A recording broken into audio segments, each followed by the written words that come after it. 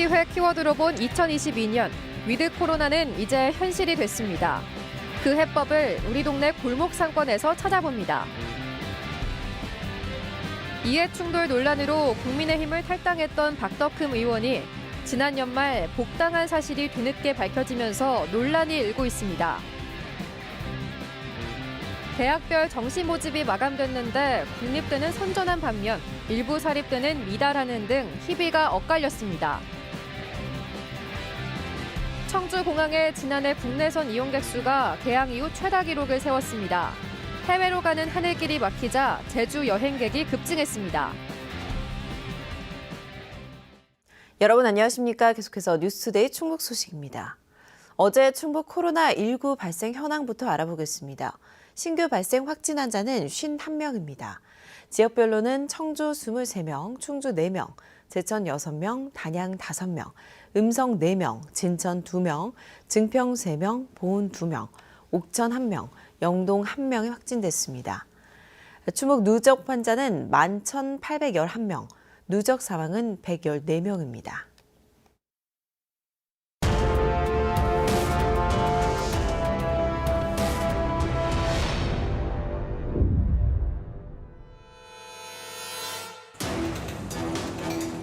코로나19 발생 이전의 세상은 이제 다시 오지 않습니다. 이제는 완전히 다른 세상입니다. 키워드로 본 2022년, MBC 충북은 두 번째 키워드로 위드 코로나를 선정해 생각해봅니다. 코로나19 이전의 세상은 이제 다시 돌아오지 않을 것이다라는 말은 어느덧 현실이 됐습니다. 일상도 산업도 정책도 코로나19를 중심으로 변하는 지금. 그렇다면 지역은 어떻게 발맞춰 가야 할까요? 그 해법을 우리 동네 골목 상권에서 찾고 있는 지역발전연구가 모종린 교수를 만났습니다. 안녕하세요. 연세대학교 모종린입니다.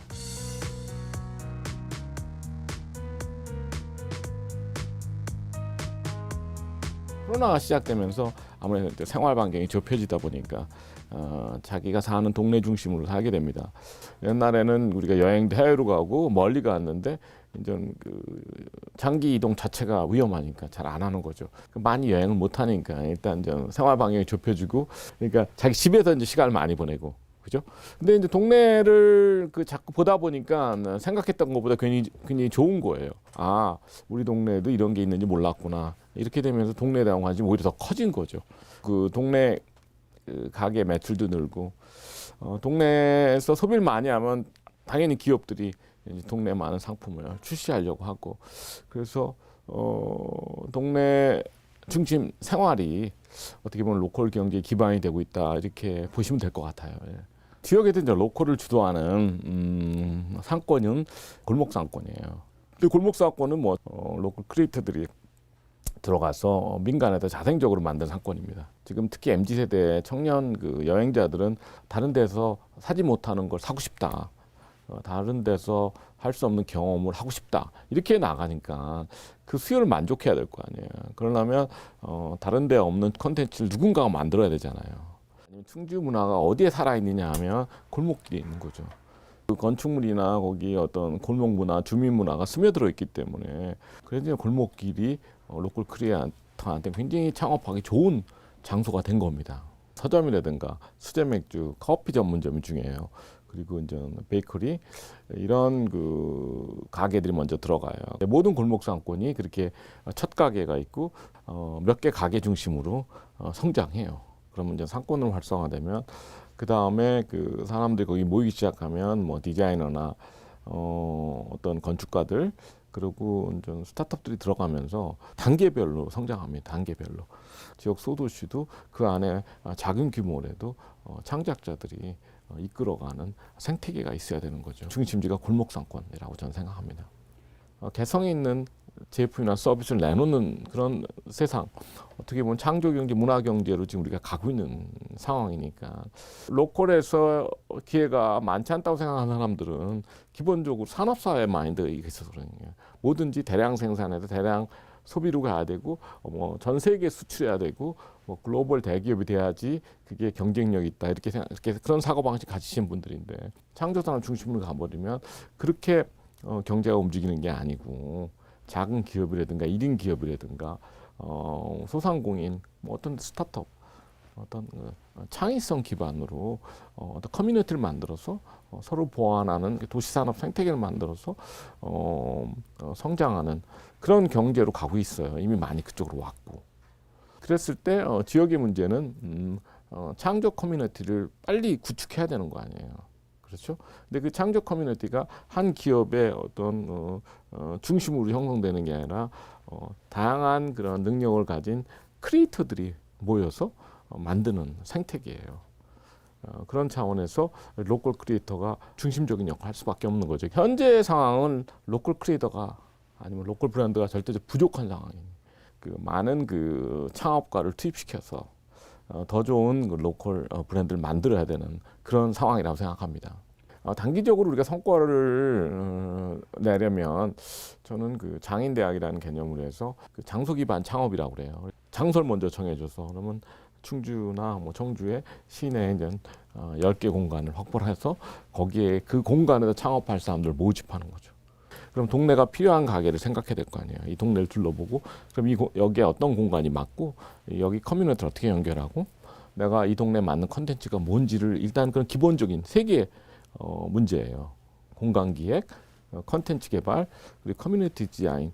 이거에 대한 구체적인 그런 계획을 짜라는 그런 요구를 하고 좋은 제안을 하면 그 다음에 훈련시켜서 창업을 지원하는 이런 그런 프로그램이 필요합니다. 어떻게 보면 지방 정부가 기획사 역할을 해야 되는 거죠. 우리 지역에 필요한 창업자, 로컬 크리에이터는 어떤 사람이 필요하고 어떤 업종이 필요하면 발굴한 다음에 기획사라는 건 그 다음에 키워줘야 될 거 아니에요. 그 전 과정을 매니지하는 회사가 기획사인데 최소한 그런 기획이 필요하다는 거는 인식해야 되는 거죠. 학령 인구 감소로 갈수록 지역 대학들이 신입생 모집에 어려움을 겪고 있는데요. 정시 모집을 마감한 결과 일부 대학에선 경쟁률이 반등한 것으로 나타났습니다. 하지만 상당수의 사립대 경쟁률이 떨어졌고 1대1 경쟁률도 미치지 못한 대학도 나왔습니다. 김여일 기자입니다. 거점 국립대인 충북대학교. 정시원서 접수 결과 1,056명 모집에 7,100여 명이 지원해 6.74대 1의 경쟁률을 기록했습니다. 재학학과가 13.6대 1로 가장 높았고 평균 경쟁률은 지난해 4.27대 1보다 2.47포인트 올랐습니다. 사흘 정도 등록 기간을 두고 그래서 이제 등록하지 않은 그런 그 미충원 인원에 대해서는 전화 충원 같은 것들 이런 것들 동원하면서 최선을 다하려고 합니다. 정시원서 모집이 모두 마무리된 가운데 도내 대학별로 경쟁률의 등락이 엇갈렸습니다. 건국대 글로컬 캠퍼스가 8.1대 1로 충북 최고 경쟁률을 기록했고 한국교원대와 청주교대, 교통대 등 공립대도 강세를 보였습니다. 청주대와 서원대, 꽃동네대 등 청주권 대학들도 소폭 상승했습니다. 2월 달까지 계속해서 우리 안내를 하고 또 학과에 대한 홍보를 계속 지속적으로 해서 등록률을 최대한 높이는데 반대로 중소도시의 사립대 경쟁률은 지난해보다 낮아졌습니다. 세명대는 모집 정원을 100명이나 줄였지만 1.45대 1의 경쟁률에 그쳤고 유원대가 1.43대 1, 우석대 1.1대 1로 원서 접수를 마감했습니다. 특히 중원대는 2년 연속 전체 모집 정원을 채우지 못했고 극동대도 처음으로 0.95대 1로 떨어졌습니다. 경쟁률이 하락한 대학들은 정시 준비와 함께 일찌감치 추가 모집 준비에 들어갔습니다. 학생 자원 자체가 많이 없는 거라서 정시에서 어떻게 최대한 한 명이라도 더 등록시켜야 되는 게 맞고요. 추가 모집에서도 최선을 다하는 거 말고 다른 방법이 있겠습니까 지금 뭐. 문제는 정시 경쟁률이 높아진 대학들도 안심할 수 없다는 겁니다. 무엇보다 수도권 대학들의 정시 비중이 크게 늘었고 사상 처음으로 수능이 문이과 통합으로 치러져 변수가 많아졌기 때문입니다. 더구나 올해는 소위 불수능이었던 만큼 안정 지원도 늘어 다른 학교로 빠져나가는 중복 합격자들도 크게 늘 수 있습니다. 특히나 수도권 같은 경우에 정시인원 비율이 많이 늘어났기 때문에 실로 정시인원 비율이 만약에 서울 수도권 쪽으로 많이 몰려오게 되면은 지방에 있는 학교들은 조금 힘들어지지 않을까. 지속되는 학령 인구 감소와 입시제도 변화 속에 지역 대학의 신입생 유치 노력은 더 치열해지고 있습니다. MBC 뉴스 김영일입니다. 피감기관이 발주한 수천억 원대 공사를 가족회사가 수주했다는 의혹을 받고 국민의힘을 탈당했던 박덕흠 의원이 지난 연말 슬그머니 복당한 사실이 밝혀졌습니다. 박 의원은 이번 대선에서도 필요하다면 최선을 다하겠다고 밝혔는데 민주당은 어떻게 이럴 수가 있냐고 맹비난했습니다. 김대웅 기자입니다.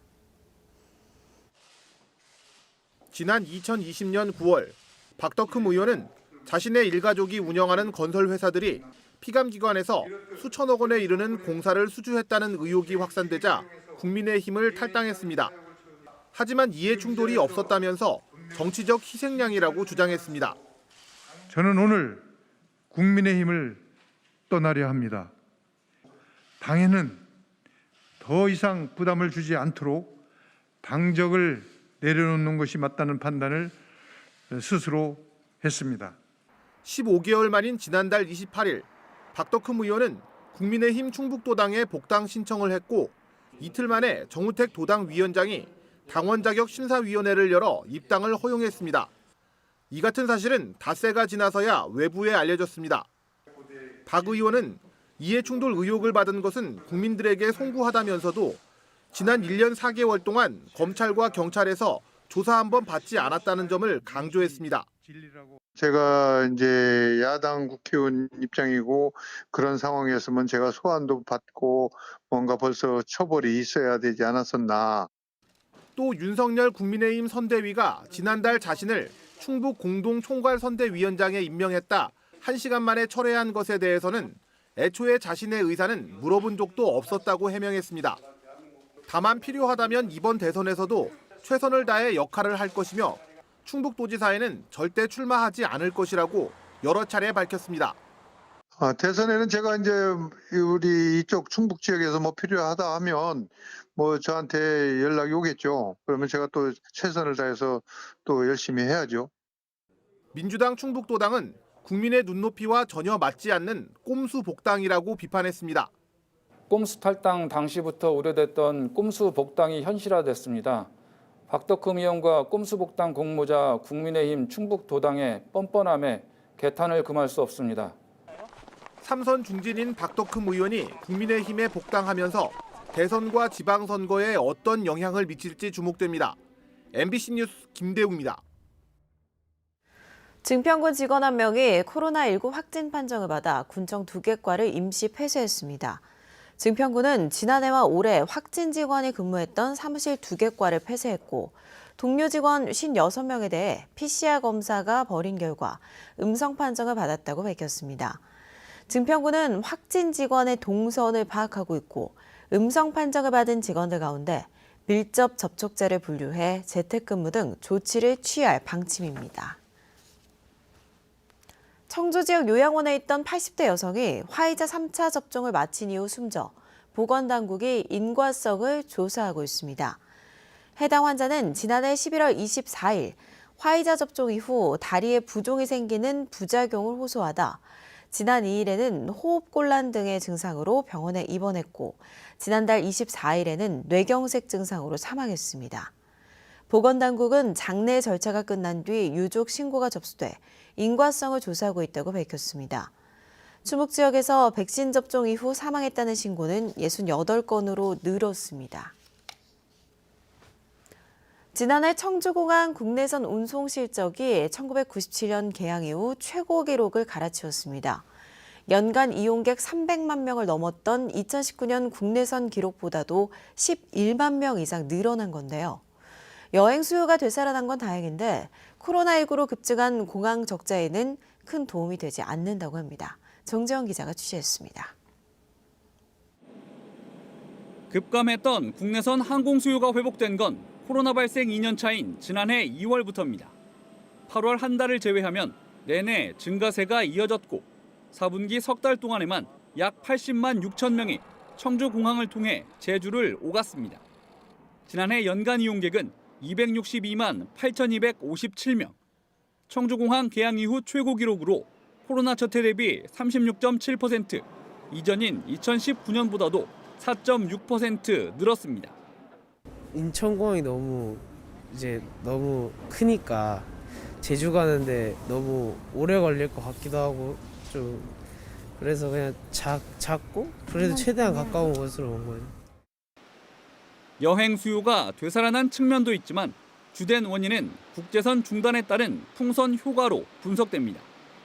국제선 항공기가 대거 국내선에 투입되고 저비용 항공사 두 곳에 신규 취항까지 더해지면서 운항 편수 자체가 1년 전보다 32%, 코로나 이전인 2019년에 비해서도 18.4%나 늘었습니다. 그만큼 더 편한 시간대에 더 자주 제주를 오갈 수 있었던 겁니다. 1년 만에 제주도에 다시 가는데 이제 해외여행은 지금 가기 힘드니까 그래서 제주도로 다시 여행을 가게 됐어요. 국내선 이용객 증가는 코로나19로 인한 적자 회복에도 별 도움을 주지 못했습니다. 코로나 첫 해인 2020년 청주공항의 적자는 전년보다 73.3%, 38억 원 이상 증가한 91억 원. 그런데 국내선 이용객 최다 기록을 세운 지난해 적자 역시 불과 4억여 원 줄어든 86억 5천만 원으로 추산됩니다. 1년 새 이용객이 70만 5천 명이나 폭증한 것에 비해 초라한 변화입니다. 국내선 운항으로 얻는 부가가치는 국제선 대비 3분의 1 수준. 개개인이 내는 공항 이용료 차이가 크고 주차 기간이 짧은 만큼 주차장 사용료도 적습니다. 여기에 코로나19로 인한 임대료와 공항시설 사용료 감면, 면제도 부담으로 작용합니다. 코로나 이전인 2019년 청주공항이 약 50만 명의 국제선 이용객을 통해 41억 원의 수익을 올린 것을 보면 그 차이를 실감할 수 있습니다. 국제선 수요는 국내선 수요보다 부가가치 면에서 3배의 차이가 있습니다. 국제선 수요 유치를 통한 공항 수익 기반 창출이라든지 지역 경제 활성화를 위해서는 국제선 운항제가 매우 필요한 시점이라고. 결국 코로나로 입은 타격을 만회하려면 국제선 재개 외에 뾰족한 대책이 없는 현실. 오미크론 변이 등장으로 여전히 불투명한 상황이지만 청주공항은 운항 재개에 대비해 면세점 정비와 확진자 격리시설 설치 등의 준비를 마쳤다고 밝혔습니다. MBC 뉴스 정재영입니다.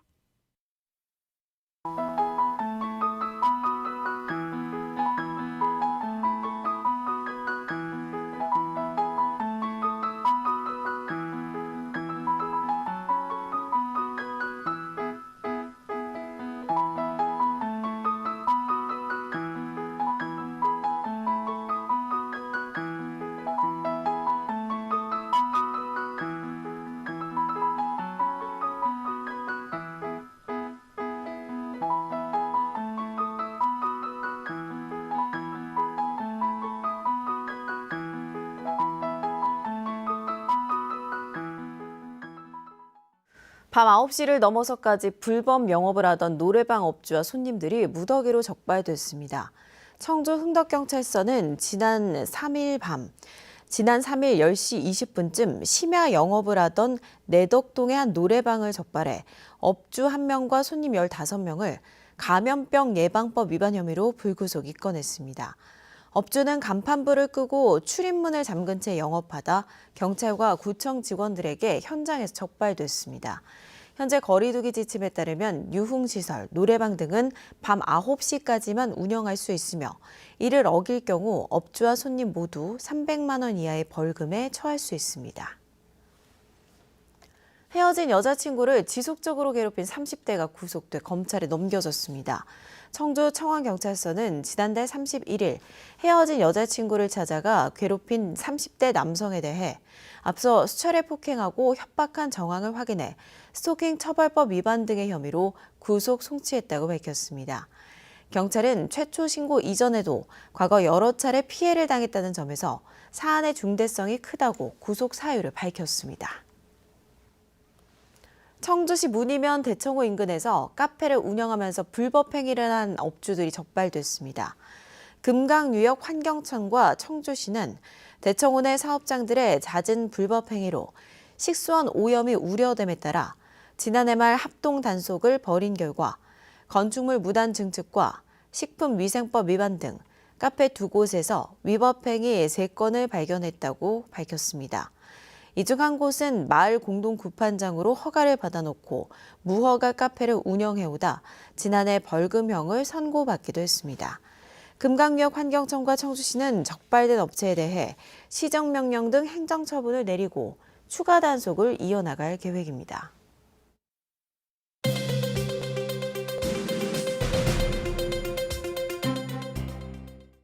농촌지역 광역의원 감소에 반대하는 영동과 옥천군의 주민서명이 국회에 전달됐습니다. 박세복 영동군수와 김재정 옥천군수는 어제 강원 평창군과 정선군, 경북 성주군 등 전국 9개 군수들과 국회를 방문해 국민의 60에서 70%가 동참한 농촌 광역의원 감소 반대 서명을 제출했습니다. 영동과 옥천군의 경우 광역의원 선거구의 인구 편착 허용 기준을 기존 4대 1에서 3대 1로 강화한 지난 2018년 헌법재판소 판결을 적용하면 현행 각각 2명인 도의원이 1명으로 줄게 됩니다.